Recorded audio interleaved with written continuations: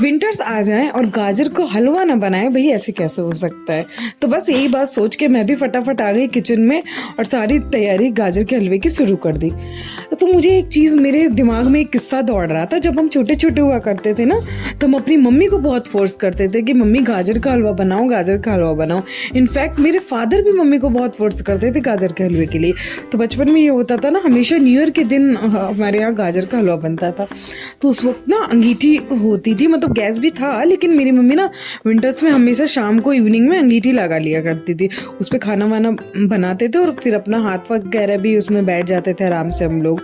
तो वो room heater का काम करता था इनफैक्ट।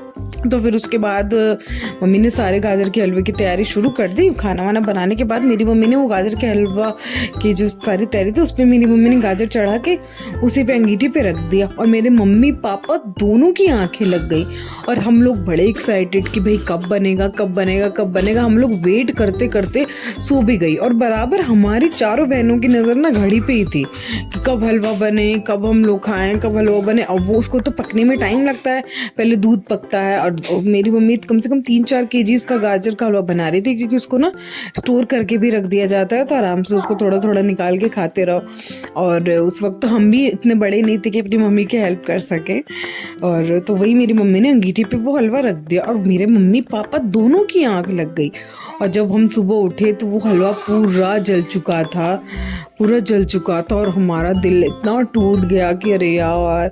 फिर भी वो हलवा ना, हम लोगों ने हमारी एक्साइटमेंट देखी है कि वो हलवा हमने फिर भी फेंकने नहीं दिया कि मम्मी नहीं नहीं हम ऐसे ही खाएंगे। तो मेरी मम्मी ने ना वो थोड़ा सा स्टोर करके रख दिया ऊपर ऊपर का।